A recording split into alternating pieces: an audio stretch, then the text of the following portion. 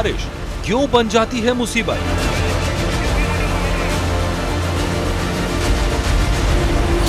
क्यों बह जाती हैं कागजी योजनाएं?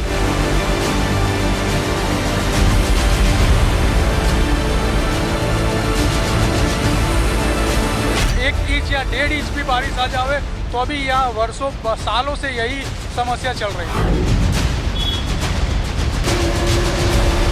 क्यों ढह जाते हैं विकास के दावे?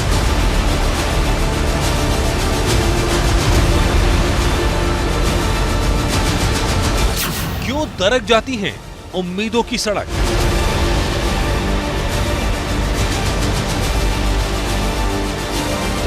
पूरा का पूरा नेशनल हाईवे का एक बड़ा हिस्सा किस बुरी तरह से ढह गया है।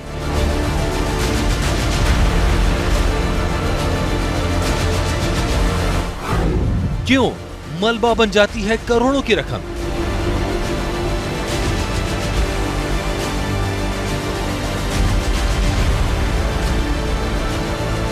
अहमदाबाद में 1.5 से 2 इंच बारिश गिरी है और ये जो पूरा पेड़ है जमीन से अपनी जड़ें निकालते हुए एक नीचे जो कार है, आप कार देख सकते हैं किस प्रकार से यहाँ गिरा होगा। सिस्टम की छाती पर बर्बादी के गड्ढे।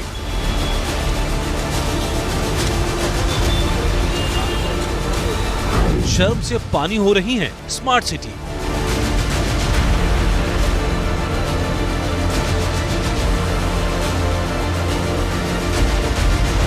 मेन रोड है और यहाँ की अगर तस्वीर आप देखेंगे तो आपको जगह जगह पर बड़े बड़े गड्ढे दिखाई देंगे।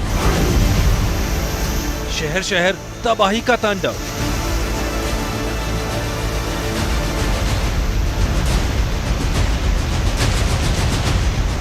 पूरब से पश्चिम तक हाहाकार। देख देख देख देख गया।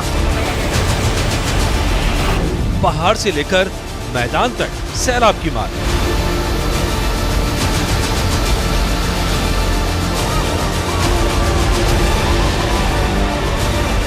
कुदरत की मार में क्यों डूब गया विकास?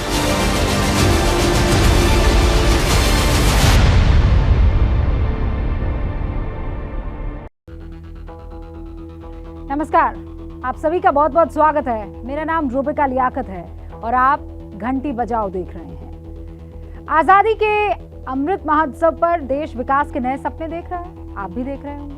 पूरे देश की ख्वाहिश है कि देश $5 बिलियन अर्थव्यवस्था की तरफ बढ़े, बन जाए। इसके लिए क्या जरूरी है? जरूरी है कि देश के जन जन पर विकास की फुहार पड़े। लेकिन तस्वीरें अलग कहानी बयां कर रही है और इसे दिखाना आपके लिए, हमारे लिए बेहद जरूरी है ताकि सरकारों और सिस्टम तक ये कड़वा सच पहुंच सके। मॉनसून की बारिश को देश के विकास में भागीदार बनना था, लेकिन हुआ उल्टा। मॉनसून के आते ही बाढ़ की तबाही के साथ ये तस्वीरें आई। हर साल करोड़ों का नुकसान होता है, सैकड़ों लोगों की जान चली जाती है। शहर शहर से ये तस्वीरें जो हमारे पास आई है वो ये बता रही है कि मौजूदा सिस्टम में विकास अभी बहुत दूर है, बहुत ज्यादा दूर। इसीलिए जरूरी है कि घंटी बजाकर सिस्टम को जगाया जाए और इसीलिए हम कह रहे हैं, फोन उठाइए और बजाइए घंटी।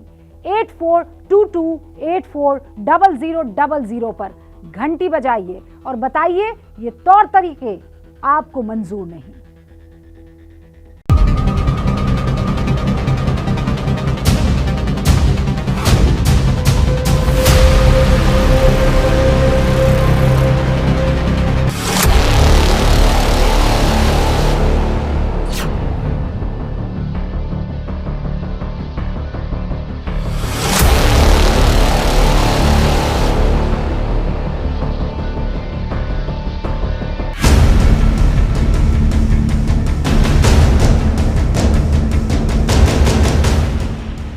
कौन कहेगा देश ने 529 करोड़ रुपए की लागत विकास का ये हश्र देखने के लिए लगाई थी।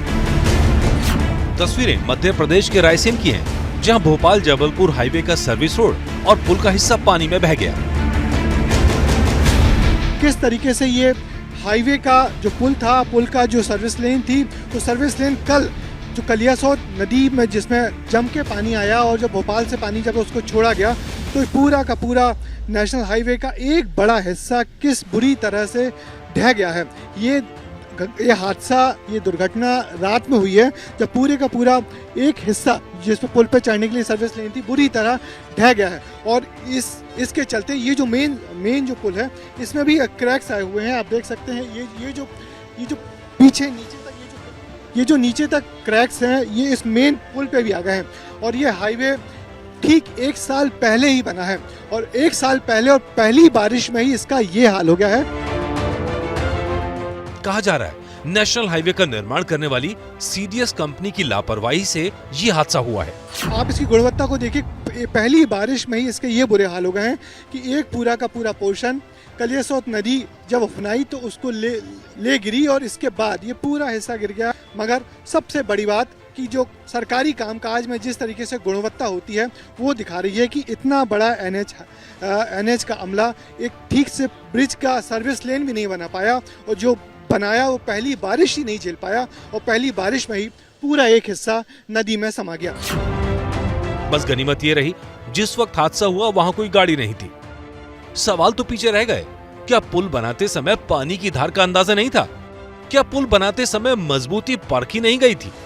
ये हाल तब है जब पुल सिर्फ 1 साल पहले बना है। कुछ महीने पहले ही पुल पर गाड़ियों का आना जाना शुरू हुआ, लेकिन 529 करोड़ की लागत से बना पुल पहली बारिश झेल नहीं पाया। अब हादसे की जांच की बातें हो रही हैं। पिछले 25-30 सालों का जो रिकॉर्ड है वो टूटा है बारिश का। उस पुल की रिपेयरिंग शुरू हुई है, वो रास्ते में कोई हानि ना हो इसलिए उसको, उस पार्ट को, उस हिस्से को बंद किया गया है और जांच भी की जा रही है कि ऐसा क्यों हुआ।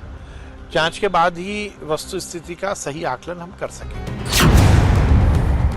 एबीपी न्यूज पर लगातार खबर दिखाने का असर ये हुआ कि एमपी सरकार ने इंजीनियर एसपी दुबे को निलंबित कर दिया है। निर्माण एजेंसी सीडीएस इंडिया लिमिटेड और कंसल्टेंट थीम इंडिया इंजीनियरिंग को ब्लैकलिस्ट कर दिया गया है। ठेकेदार को अपने पैसे पर 4 महीने में पुल की मरम्मत करनी होगी।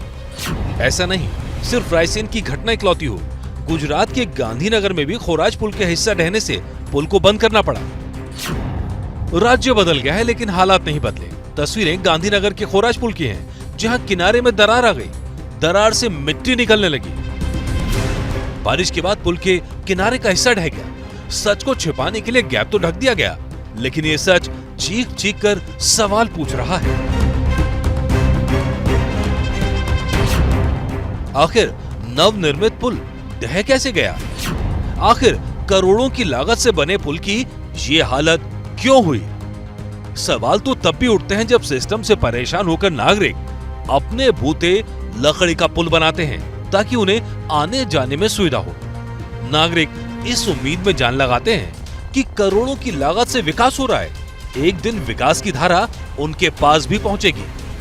लेकिन विकास की इस तस्वीर से उनका हौसला भी पस्त हो जाता है। आखिर करोड़ों की लागत से बने नए पुल इस तरह बारिश के आगे हार क्यों मान लेते हैं?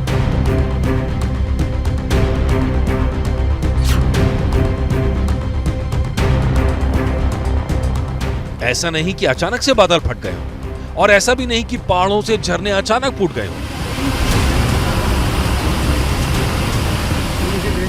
जहां पुल ढहे वहां ऐसा भी पानी नहीं था कि पुल भी दिखाई ना दे। इसके बाद भी बारिश में सिस्टम की उस तैयारी की पुल खुल गई जिसे विकास के दावों को रफ्तार देनी थी। गुजरात का गांधीनगर हो या एमपी का रायसेन, पुल बनाने वाले ठेकेदारों और पुल की निगरानी करने वाले सरकारी अधिकारियों को ये तस्वीरें जरूर देखनी चाहिए जो जम्मू कश्मीर के किश्तवाड़ से सामने आई हैं। यह तेज बारिश में पुल बहने के बाद आर्मी के जवान कुंडेल गांव में पुल बनाने में जुटे हैं। ये वो जज्बा है जो हर आदमी तक विकास का लाभ पहुंचाना चाहता है, कुदरत के कहर से लड़ने का जज्बा दिखाता है। लेकिन बारिश में ढह जाने वाले पुल सीधे सवाल पूछ रहे हैं कि टैक्स पेयर के पैसे का ऐसा इस्तेमाल क्यों? आखिर क्यों कमजोर पुल बनाए गए और क्यों ऐसे कमजोर पुल बनाने दिए गए?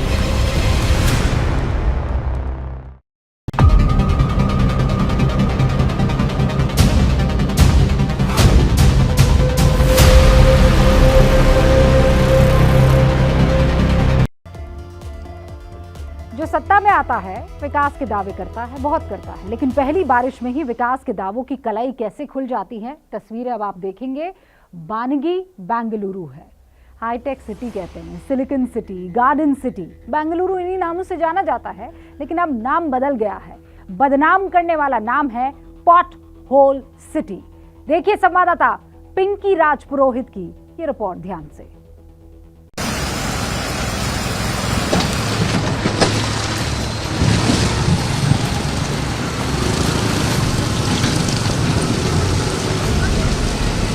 ये गड्ढे हाईटेक सिटी के तमगे को मुंह चिढ़ा रहे हैं। ये टूटी सड़कें सवाल पूछ रही हैं, क्या यही वो बेंगलुरु है जहां दुनिया की बड़ी कंपनियों के दफ्तर हैं?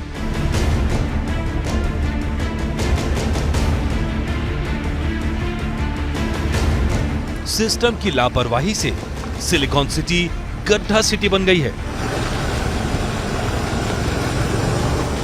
ये तस्वीरें आप देख सकते हैं जो कि बन्नरघट्टा से कनकपुरा रोड को जोड़ता ये मेन रोड है, और यहाँ की अगर तस्वीर आप देखेंगे तो आपको जगह जगह पर बड़े बड़े गड्ढे दिखाई देंगे।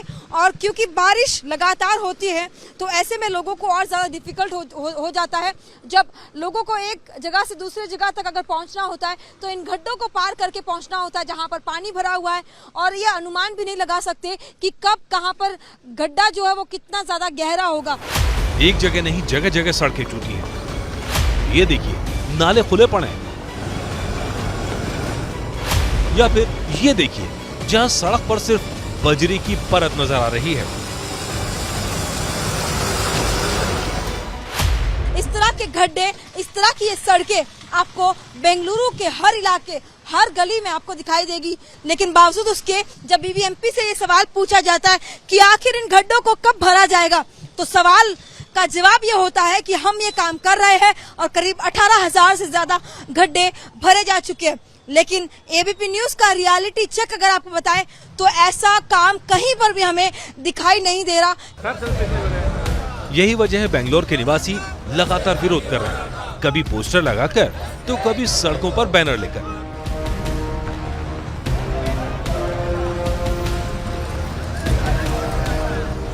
इतना ही नहीं, सड़कों पर यमराज को उतारकर प्रशासन को सीधा संदेश देने की कोशिश की गई, लेकिन इसे सुनने वाला कोई नहीं। आप सोच रहे होंगे कि आखिर मेरे पीछे यमराज क्या कर रहे हैं, लेकिन तस्वीरें ही कुछ ऐसी है कि आपको हम दिखाएं कि बेंगलुरु की जो सड़कें हैं वहां पर कब आपकी गाड़ी के पीछे यमराज सवार हो यह आप खुद अनुमान नहीं लगा सकते। तो ये जो सड़कें हैं जो आप इस वक्त देख रहे हैं, ये हकीकत है बेंगलुरु की सड़कों की, जहां पर यमराज कब आपका पिलियन राइडर बनेगा ये आप अनुमान भी नहीं लगा सकते। ये जो आप सड़क मेरे यहाँ पर देख रहे हैं, बारिश के मौके पर यहाँ जब पानी भर जाता है तो किसी को अंदाजा भी नहीं होता कि यहाँ पर कितने गड्ढे हैं और आखिर गाड़ी को कैसे ले जाना है।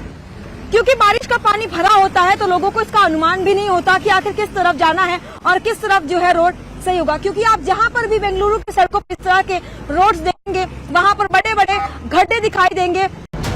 सितंबर 2021 35 वर्षीय खुर्शीद की गड्ढे से मौत। मार्च 2021 27 साल के अश्विन की गड्ढे से मौत।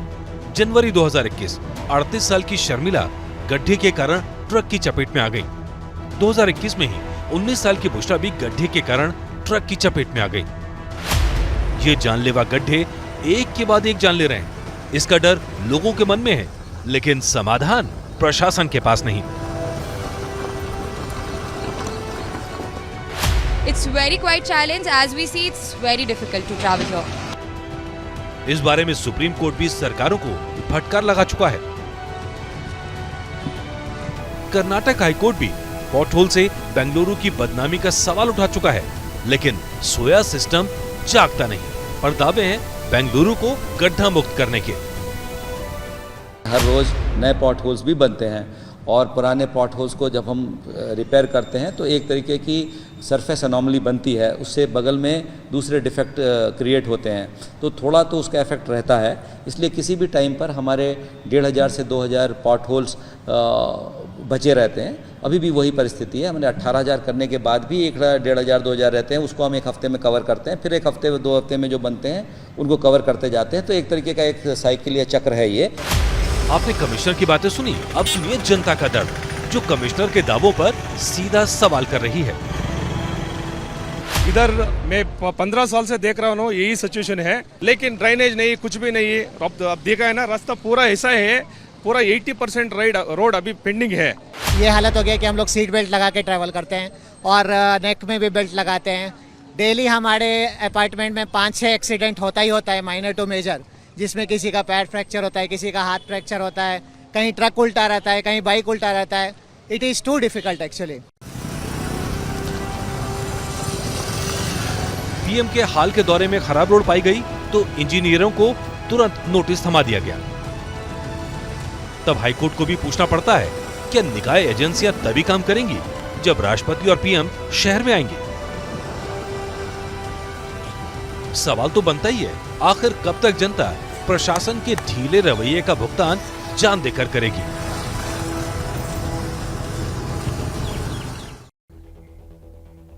9,000 मौत, 4 साल में 9,000 मौत। आपको जानकर हैरानी होगी कि ये जो 9,000 का आंकड़ा मैं आपको बता रही हूँ, ये सिर्फ गड्ढों की वजह से मौत हुई है। इसमें बुजुर्ग हैं, बच्चे हैं, घर चलाने वाले पुरुष हैं, घर बनाने वाली महिलाएं हैं, और ये सभी बारिश में हो रहे सड़कों पर बने गड्ढों का शिकार। इस दिल दहला देने वाले आंकड़े के बाद भी सिस्टम की नींद, हम ये सवाल पूछ रहे हैं, खुलती क्यों नहीं है? सीधी सड़कों पर सब दौड़ लेते हैं, बात तो तब है जब गड्ढों वाली सड़क पर छलांग लगाकर दिखाई जाए।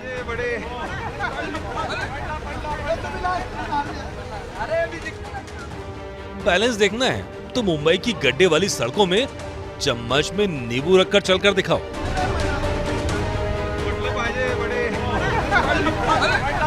कुछ इसी अंदाज में देश की आर्थिक राजधानी मुंबई में गड्ढों का विरोध महाराष्ट्र नवनिर्माण सेना के कार्यकर्ताओं ने किया।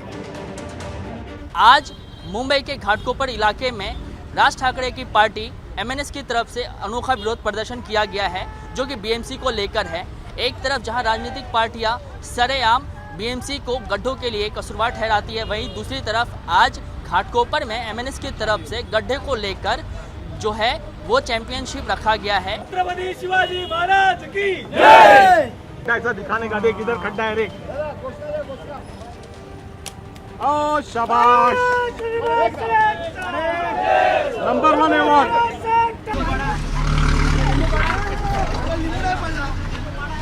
म्हटलं पाहिजे बडे। राज्य बदला तो विरोध करने वाली पार्टी बदल गई, लेकिन मुद्दा वही है, सड़कों पर गड्ढे। विरोध में कांग्रेस कार्यकर्ताओं ने सड़कों के गड्ढों में धान रोपकर विरोध जताया।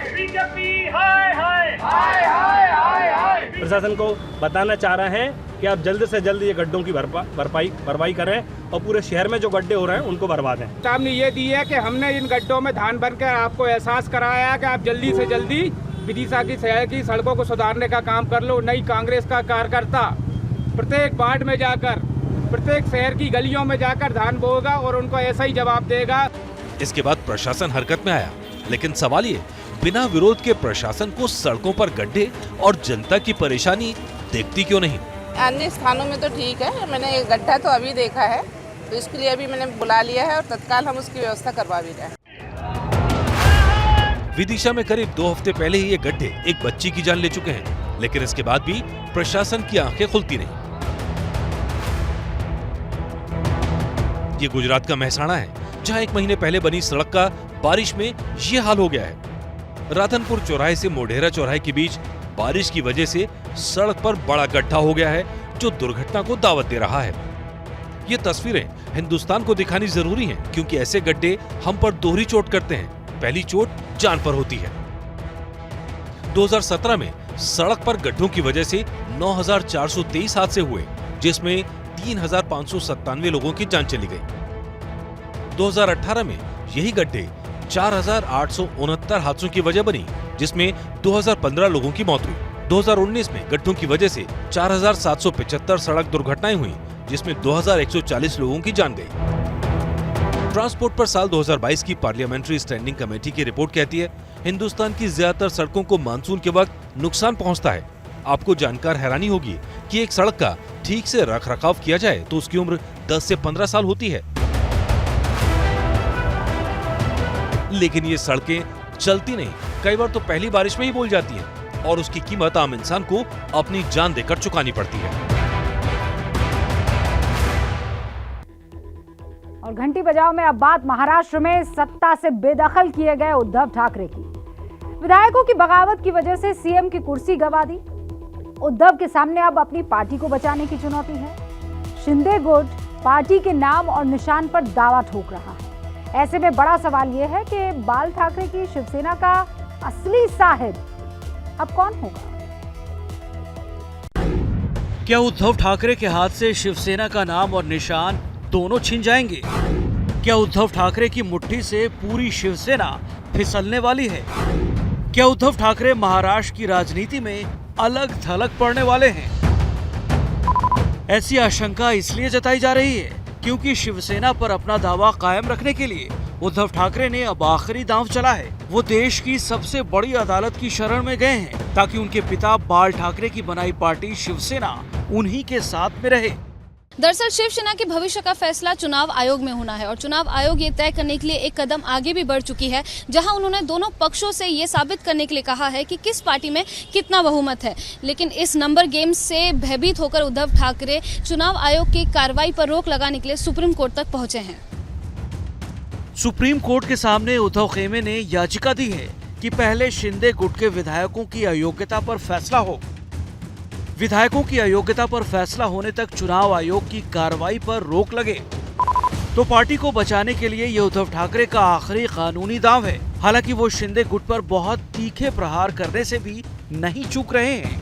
आता जे गेले त्यांना काय कोणत्या भाषेत त्यांचं वर्णन करायचं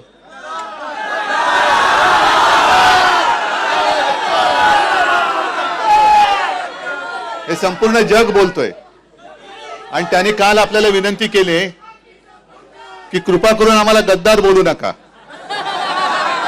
म्हटलं आम्ही नाही बोलत, तुमच्या कपाळावरती तुम्ही स्वतःच्या हाताने शिक्का मारून घेतलाय तो बोलतोय। उद्धव ठाकरे भले ही गुर्रा रहे हों, लेकिन ऐसा लग रहा है कि उद्धव ठाकरे की मुट्ठी से शिवसेना लगातार फिसलती जा रही है। आज एक और नेता अर्जुन खोतकर ने उद्धव ठाकरे को झटका दे दिया है। मराठवाला इलाके से शिवसेना के पूर्व विधायक और पूर्व मंत्री अर्जुन खोतकर दिल्ली पहुंचे। यहां सीएम एकनाथ शिंदे से मिले और उनके गुट में शामिल हो गए। अब शिवसेना के भीतर वर्चस्व की जंग एक तरफा नजर आने लगी है। एकनाथ शिंदे गुट के पास विधायकों की संख्या 40 है, जबकि उद्धव ठाकरे के खेमे में महज 15 विधायक रह गए हैं।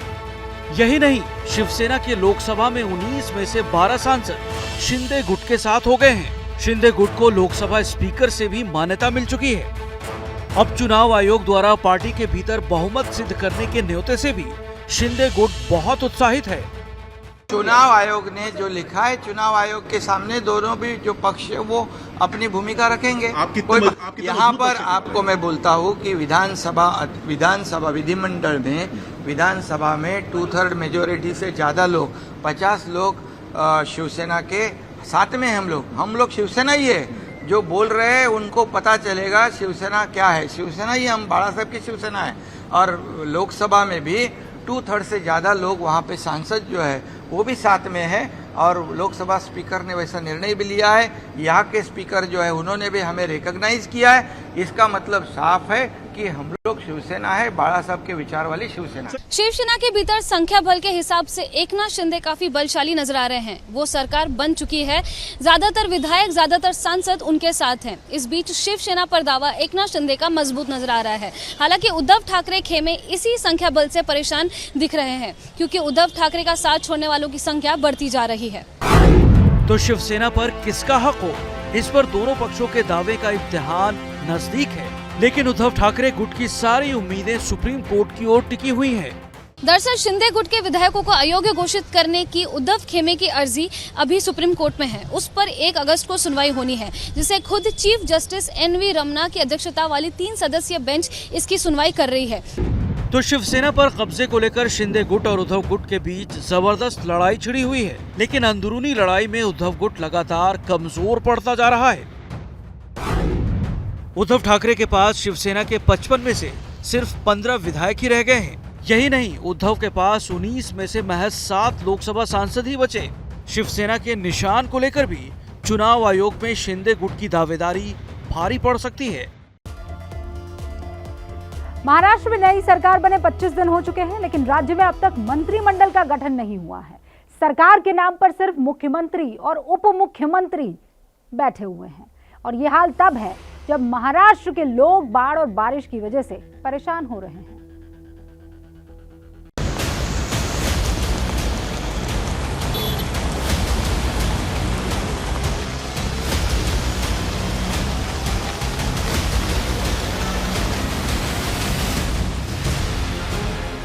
महाराष्ट्र में पिछले कुछ दिनों में बारिश और बाढ़ ने जो तबाही मचाई है, उससे जनता अभी तक करहा रही है। कहीं पर गांव के गांव कट गए, तो कहीं किसानों की पूरी फसल पानी में बर्बाद हो गई।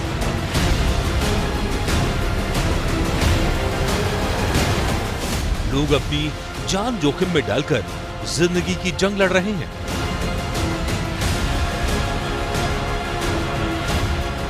अब तक पूरे महाराष्ट्र में बाढ़ और बारिश के कारण 100 से ज्यादा लोगों की जान जा चुकी है। कुदरत के इस कहर के बीच महाराष्ट्र की जनता ये उम्मीद कर रही है कि सरकार उसकी मदद के लिए आगे आए, मुसीबतों के सैलाब में फंसी जनता को सहारा दे। लेकिन सवाल है, सरकार है कहां? कहने को महाराष्ट्र में नई सरकार बने 25 दिन हो चुके हैं, लेकिन सरकार के नाम पर अब तक 2 मंत्रियों ने ही शपथ ली है, एक मुख्यमंत्री और एक उप मुख्यमंत्री। सवाल है, कब तक सिर्फ 2 मंत्रियों के भरोसे रहेगा महाराष्ट्र? महाराष्ट्र में अभी तक सरकार कार्यान्वित नहीं हुई, और जो महाराष्ट्र में बाढ़ की परिस्थिति पैदा हुई है, और उससे किसानों का बहुत बड़ा नुकसान हुआ है। गरीब लोगों के मकान गिर गए हैं, कई लोग पानी में मरे, कई बिजली से मरे हैं, और उनको कोई मदद भी नहीं मिल रही। किसान चिल्ला रहा है। किसान की जो फसल थी रबी की, वो भी किसान राज्य सरकार और केंद्र सरकार खरीद नहीं रही, और ऐसे समय में आम लोगों का जीना भी हराम हो गया है। तो ऐसे समय में सरकार अगर अस्तित्व नहीं है, तो प्रशासन पूरा आराम से बैठा हुआ है, और उसके परिणाम राज्य की जनता भुगत रही है। विपक्षी नेताओं का आरोप है कि सत्ता पलट का गेम करने वाले अभी भी जनता को छोड़कर सियासत के खेल में लगे हैं। बजाय काम करने के लिए महाराष्ट्र में किसको मंत्री बनाया जाए, किसको नहीं बनाया जाए, ये गुणाभाग चल रहा है। शिवसेना का उद्धव गुट सीएम शिंदे और डिप्टी सीएम फडणवीस की जोड़ी से सवाल कर रहा है कि जब उन्हें जनता के साथ होना चाहिए, तब वो महाराष्ट्र छोड़कर बार बार दिल्ली के चक्कर क्यों लगा रहे हैं? हमारे मुख्यमंत्री, उप मुख्यमंत्री हर 4 दिन में दिल्ली पहुंच जाते हैं, हर 4 दिन में दिल्ली की शरण लेते हैं। क्यों भाई, क्या है? महाराष्ट्र में बाढ़ आई हुई है, आपदा आई हुई, आप यहाँ ध्यान दीजिए। आप बार बार दिल्ली की शरण में क्यों जाते? हालांकि बीते 25 दिनों में शिंदे और फडणवीस ने कई बड़े फैसले किए, जैसे मुंबई मेट्रो परियोजना में तेजी लाना, बुलेट ट्रेन के काम को आगे बढ़ाना, आरे जंगल में मेट्रो कार शेड, MMRDA परियोजना के तहत 12,000 करोड़ का कर्ज, निकाय चुनाव में OBC आरक्षण, औरंगाबाद और उस्मानाबाद का नाम बदलना, पेट्रोल डीजल पर वैट घटाकर कीमतों में कमी। लेकिन विपक्ष सवाल उठा रहा है, क्या 2 लोगों की कैबिनेट ही सारे फैसले करेगी? आखिर क्यों अभी तक विधानसभा का मान्सून सत्र शुरू नहीं हो पाया है? एकंदरीतच आपण पाहताय, परंतु अजूनपर्यंत मंत्रिमंडळाचा विस्तार का होत नाही हे फक्त आणि फक्त एकनाथराव शिंदे आणि देवेंद्र फडणवीसांनाच माहिती आहे, का ते दोघांनाच असं वाटतंय की आपणच सरकार चालवते ते बरं आहे, बाकीचा कोणाचा त्रास नाही, म्हणून त्यांचं चाललंय का आणखीन काही चाललंय? वास्तविक डेमोक्रेसीमध्ये अशा पद्धतीनं वागून चालत नाही, कारण असे प्रसंग येतात त्यावेळेस पालकमंत्र्यांची जबाबदारी फार महत्वाची असते। सत्ता से बाहर हुए महाअघाड़ी के नेताओं का कहना है, शिंदे और फडणवीस के लिए बागी विधायकों को संभालना मुश्किल हो रहा है। शरद पवार पहले ही कह चुके हैं, ये सरकार ज्यादा दिनों की मेहमान नहीं है। ऐसे में इतने दिनों बाद भी मंत्रिमंडल का विस्तार न होने से सरकार और शिंदे गुट के लिए सफाई देना मुश्किल हो रहा है। हमारे MLAs को उस्काया जा रहा है। हमारा उद्देश्य है महाराष्ट्र को एक नए पथ पे लेके जाने का। महाराष्ट्र की जो ग्लोरी है, महाराष्ट्र की जो पास्ट ग्लोरी है, उसको वापस लाने का, एक संपन्न महाराष्ट्र बनाने का हमारा सपना है। यहाँ पे जो आत्महत्याएं होती है, यहाँ पे वो सुसाइड्स होती है, उन लोगों को सुसाइड से मुक्ति दिलाने का। सियासत के इस खेल में पिस रही है महाराष्ट्र की जनता। 1 महीना हो गए नई सरकार बने, उससे करीब 1 महीना पहले पुरानी सरकार भी काम नहीं कर पा रही थी, क्योंकि सरकार के ज्यादातर मंत्री बागी होकर रिजॉर्ट पॉलिटिक्स कर रहे थे। यानी सच ये है, पिछले 2 महीनों से महाराष्ट्र में सरकारी कामकाज ठप है और जनता भगवान भरोसे है। मुंबई से मृत्युंजय सिंह की रिपोर्ट। कोरोना के बाद अब महाराष्ट्र पर स्वाइन फ्लू का खतरा मंडरा रहा है। मुंबई के सरकारी और निजी अस्पतालों में स्वाइन फ्लू के बढ़ते मामलों को देखते हुए बीएमसी की तरफ से लोगों से अपील की जा रही है कि जिस तरह कोरोना के वक्त सारे नियम और कानून का पालन किया गया था, उसी तरह लोग इस वक्त भी अपना ख्याल रखें। पूरे राज्य की अगर बात करूं तो अब तक स्वाइन फ्लू के कुल 142 मामले दर्ज किए जा चुके हैं। इसमें सबसे ज्यादा 43 केस मुंबई में है, पुणे में 23 है, पालघर में 22 बताए जा रहे हैं, नासिक में 17 है, नागपुर में 14 है, कोल्हापुर में 14 स्वाइन फ्लू के केसेस आए हैं, ठाणे में 7 स्वाइन फ्लू के मामले सामने आ चुके हैं। और चिंता की बात यह है कि स्वाइन फ्लू की वजह से सिर्फ जुलाई के ही महीने में 7 लोगों की जान जा चुकी है।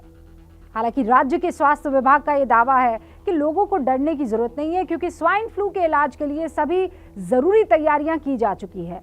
संवाददाता लता शर्मा की इस रिपोर्ट को देखिए, जिन्होंने इन तैयारियों के बारे में बीएमसी के कार्यकारी स्वास्थ्य अधिकारी से बात की है। इसके लिए टामीफ्लू नाम की गोली है, दवाई है, वो अवेलेबल है। और अगर किसी को एडमिट होने की ज़रूरत पड़ती है, कोई क्रिटिकल होता है, तो उनके लिए एडमिशन की सुविधा भी हमारी कस्तूरबा हॉस्पिटल में है या प्राइवेट बहुत सारे हॉस्पिटल्स में है। इसमें अगर कोई सस्पेक्टेड केस हमें ऐसा कोई स्वाइन फ्लू का मिलता है, जैसे कि इन्फ्लुएंजा लाइक सिम्टम्स होते हैं, फ्लू लाइक सिम्टम्स होते हैं, तो वो कंडीशन में टेस्टिंग का फैसिलिटी भी हमारे यहाँ पर अवेलेबल है। कस्तूरबा में टेस्टिंग होता है, प्लस हमारा NIV मुंबई वहाँ टेस्टिंग होता है। प्राइवेट में भी 2-3 लैबोरेटरीज है जहाँ पर टेस्टिंग अवेलेबल है। क्या मजबूरी है मेरी, बताइए।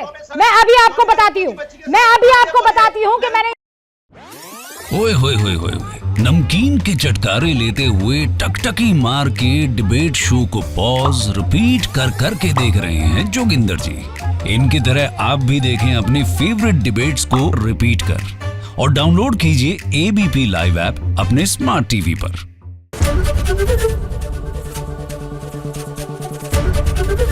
ABP न्यूज आपको रखे आगे।